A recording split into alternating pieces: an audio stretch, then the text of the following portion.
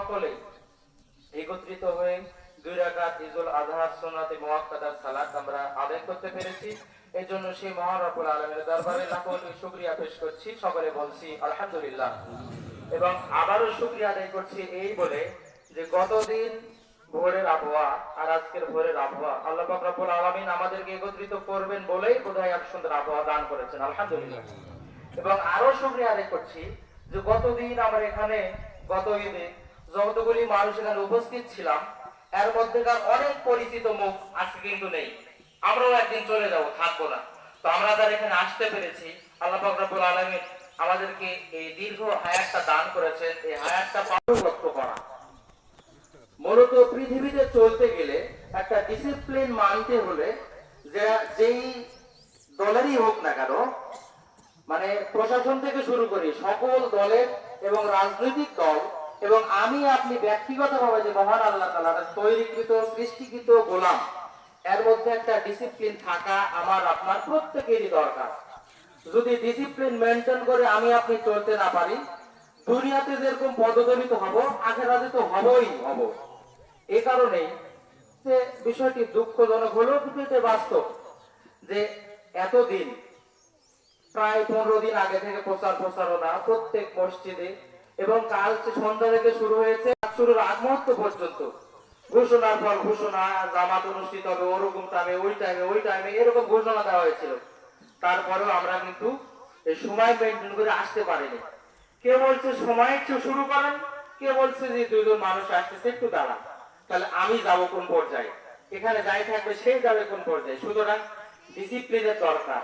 এই আলোকেই আজকে আমার ঈদুল আজহার সংক্ষিপ্ত খুতবার বিষয় হচ্ছে ইতাআত, আনুগত্য করা, একটা ডিসিপ্লিন মাত্র সিস্টেম।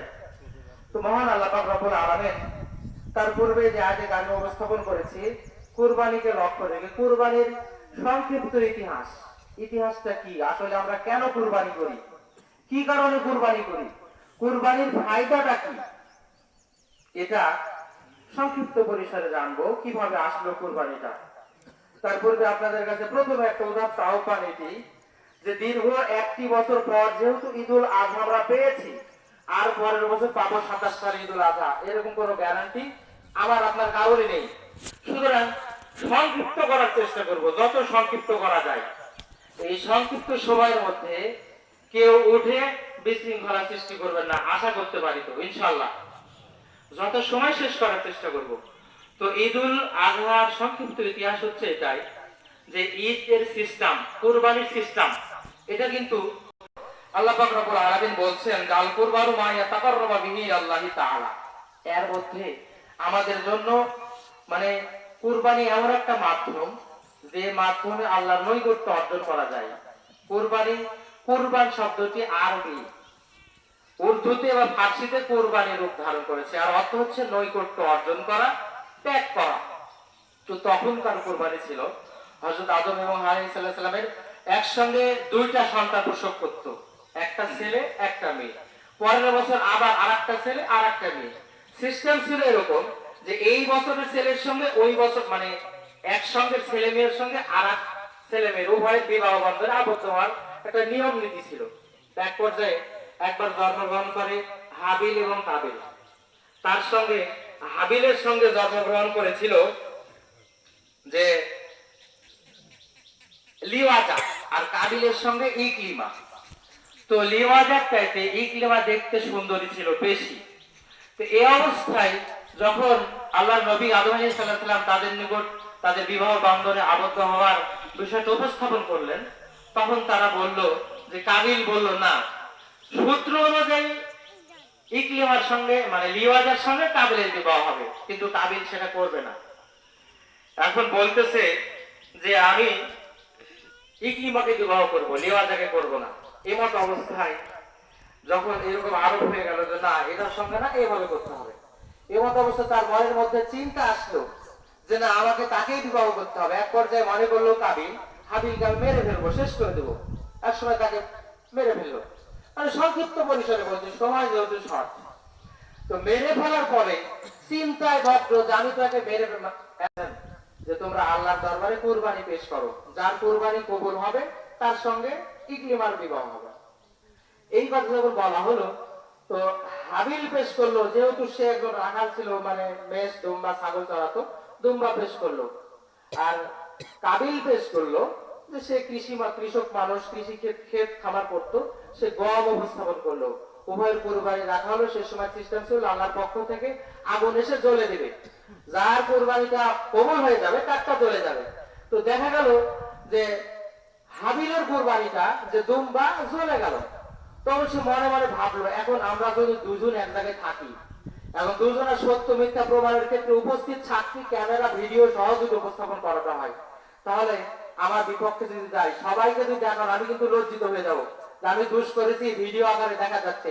অনুরূপ এরকম ছিল যে যখন তার কোরবানি জ্বলে গেল, মনে করলো তাহলে আমারটা হয়নি।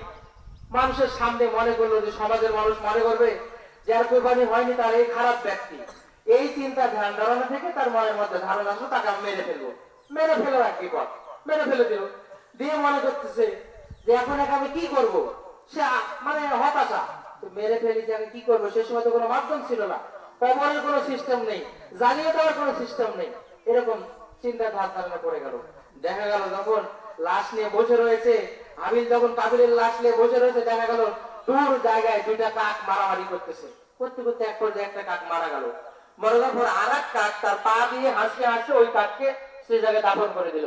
আর মাথার মধ্যে এই চিন্তা ধারণা চলে আসলো যে মৃত ব্যক্তির সৎ কাজ করার জন্য কবরের ব্যবস্থা তাকে করে পুঁতে দিতে হবে। এইভাবে তাকে পুঁতে দেওয়া হলো। দেওয়ার পরে যে কথাটা বললাম যে আজকে এর মধ্যে রয়েছে আমাদের জন্য কল্যাণ। আল্লাহ পাক রব্বুল আলামিন বলছেন কুরবানির ক্ষেত্রে যে লা ইয়ানাল আল্লাহু লুহুমুহা ওয়ালা দিমাউহা ওয়ালাকিন ইয়ানালুহুত তাকওয়া মিনকুম। তোমাদের জন্য যে কুরবানির বিধানটা চালু করা হলো, এটা থেকে আল্লাহ তাআলার কাছে লুহুমুহার গোশত, দিমাউহা আর রক্ত কিছুই পৌঁছায় না। পৌঁছায় শুধু কি তাকওয়া মিনকুম, তোমাদের পরহেজগারিতা, তোমাদের আল্লাহ ভীতিটা, তোমাদের খোদা ভীরুতা, তোমাদের ভয় ভীত অন্তরের মধ্যে কেমন, এটাই শুধু আল্লাহর দরবারে পৌঁছায়। যদি তৎকালীন সময়ের কুরবানি থাকতো, তাহলে আজকে আমরা যারা কুরবানি দিচ্ছি উৎসব মুখর পরিবেশে, আমরা কিন্তু বুঝতে পারতাম আমার কুরবানি যদি কবুল হয়ে যেত, তাহলে আমারটা জ্বলে যেত, আমি সেটা খেতে পারতাম না। আর যারটা জ্বলে যেত না, সে মনে মনে ভাবতো আমার তো সুদের টাকার কুরবানি, আমার তো ঘুষের টাকার কুরবানি, আমার তো লোন নিয়ে কুরবানি। বিশাল সমস্যার সম্মুখীন হতো মানুষ। কিন্তু আল্লাহ তাআলা বলছেন এটার মধ্যে তোমাদের জন্য রয়েছে, মানে রিজিক রয়েছে, অস্থির রয়েছে, মজ্জা রয়েছে, তোমার জন্য খাদ্য রয়েছে। এই কারণেই এত সুন্দর একটা মাধ্যম আল্লাহ পাক রব্বুল আলামিন আমাদের জন্য রেখে দিয়েছেন। শুধু চাচ্ছেন আমাদের কাছ থেকে তাকওয়া, আমাদের ঘরের ধারিতা ভয় ভীতি কিরকম আল্লাহর দরবারে। সম্মানিত উপস্থিতি, এর পরবর্তীতে তাহলে ইব্রাহিম আলাইহিস সালামের কুরবানি আসলো। সেটা হচ্ছে ওই সময় থেকে যে ইব্রাহিম আলাইহিস সালাম এবং তার স্ত্রী সারা তৎকালীন সময় এক জালিম শাসকের দরবার দিয়ে যাচ্ছিলেন, মানে ওই দেশের অতিক্রম করছিলেন। করতে করতে ইব্রাহিম আলাইহিস সালাম সারাকে বলছিলেন, দেখো যদি এই রাস্তা দিয়ে যাই আমরা, এই রাস্তার শাসক এত খারাপ, এত কুৎসিত, যদি আমরা পরিচয় দিই তুমি আমার স্ত্রী আমি তোমার স্বামী, এই পরিচয় দিলে তোমাকে ধরে নিয়ে যাবে আর ছাড়বে না। তাহলে এখানে করবে কি? ইব্রাহিম আলাইহিস সালামের কথা ছিল তিন সময় তিনি বলেছিলেন, এক সময় বলেছিলেন ইনি সাকিম, আমি অসুস্থ, অথচ তিনি সুস্থ। আবার আর এক সময় বলেছিলেন যে মূর্তির কাঁধে গোড়া মেরে ভেঙে থেকে বড়টার কাঁধে রেখে দিয়েছেন, দিয়ে বলতেছেন যে আমি তো জানি না, তোমরা তোমাদের বড়টাকে জিজ্ঞেস করো। এর সময় আর একটা, আর এর সময় বলছিলেন স্ত্রী হওয়ার পরে বলছেন যে আমি যখন পরিচয় পাবে তখন তুমি বলবে যে আমি তোমার বোন, তুমি আমার ভাই। এই পরিচয় দিলে তোমাকে তৎকালীন শাসক ছেড়ে দিবে। এ কথা বলে উপস্থিত যাচ্ছিলেন, যে বলছিলেন, বলার পরে বলা হলো ভাই বোন, তারপরে তাকে ধরে বলা হলো। ধরে ফেলে সারা এত সুন্দর অধিকারী ছিল, তাকে দেখে বাচ্চা বলতেছে তোমার সঙ্গে তো আমি মানে কুকর্ম লিপ্ত হবো। তখন সারা যখন আবদ্ধ ঘরের মধ্যে আল্লাহ তাআলার কাছে ফরিয়াদ জানাচ্ছেন আর বলছিলেন, হে আল্লাহ, আমার ইজ্জত স্মরণ, আমার সম্ভব যদি আমার স্বামী তোমার নবী ইব্রাহিম আলাইহিস সালাম ছাড়া আর কাউকে না দেখে থাকি, তুমি আমাকে জালিম বাচ্চার কাছ থেকে বাঁচাও। বলে ওযু করে 2 রাকাত সালাত আদায় করে আল্লাহ তাআলার কাছে প্রার্থনা চাইলেন। জালিম বাচ্চা যখন তার কাছে যাচ্ছিল, সঙ্গেই বিকলাঙ্গ, মানে প্যারালাইসিস, আল্লাহর যারা ক্ষমতা নেই, পড়ে যাবে, মরে যাবে। তখন চিন্তা করতেছে সারা, এখন যদি সে বাচ্চা মারা যায় ঘরের মধ্যে, আবদ্ধ ঘরের মধ্যে, তাহলে আমাদেরকে তো আর ছাড়বে না, মনে করবে আমাদের দ্বারাই আমরাই তাকে মেরে ফেলেছি। এই বলে আল্লাহ তাআলার কাছে প্রার্থনা করে, আল্লাহ তুমি এখান থেকে বাঁচাও, এই পরিস্থিতি থেকে তাকে তুমি উদ্ধার করো। এই কথা বলার পর আবার যখন উদ্ধার হয়ে গেল, এখান থেকে একটা শিক্ষণীয় বিষয় হচ্ছে এটাই, দুনিয়াতে আপনি যে ভালো কাজ করেন না কেন, যার ভালো কাজ করবেন সে আপনার ক্ষতি করার চেষ্টা করবে।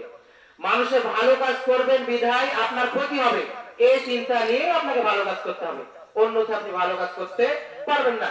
ভালো কাজ করতে যাবেন মানুষের কটু কথা শুনবেন, ভালো কাজ করতে যাবেন কি আপনার পিছনে মানে বিভিন্ন ভাবে বিভিন্ন ট্যাগিং ট্রেনিং করে মিলবে। সুতরাং ভালো কাজ করতে গেলে আপনার ক্ষতি হবে, এই চিন্তা ধ্যান ধারণা নিয়ে ভালো কাজ করতে হবে। যখন বেঁচে গেল, দ্বিতীয়বার আবার একই পদ্ধতিতে একই ভাবে আসতেছে, আবার আল্লাহর কাছে বললো, আবার ওই অবস্থা, আবার সে বললো যে না এটা করা যাবে না, আবার সুস্থ হয়ে গেল। তারপরে এক পর্যায়ে 3 নম্বর বার যখন একই অবস্থা, তখন উপস্থিত তার রাজদরবারে সকলকে বলছে যে তোমরা আমার নিকট কাকে পাঠিয়েছো? এ তো মানুষ না, এ তো একটা শয়তান, যার কাছে আমি যাই সঙ্গে সঙ্গে আমি মানে বিকলাঙ্গ হয়ে যাই। এই কথা বলা হলো বলে তাকে ছেড়ে দেওয়া হলো। ছেড়ে দেওয়া হলো, তার সঙ্গে একটা দাসী দেওয়া হলো, নাম তার হাজেরা। যখন ছাড়া এবং ইব্রাহিম সাল্লাল্লাহু আলাইহি ওয়াসাল্লামের সঙ্গে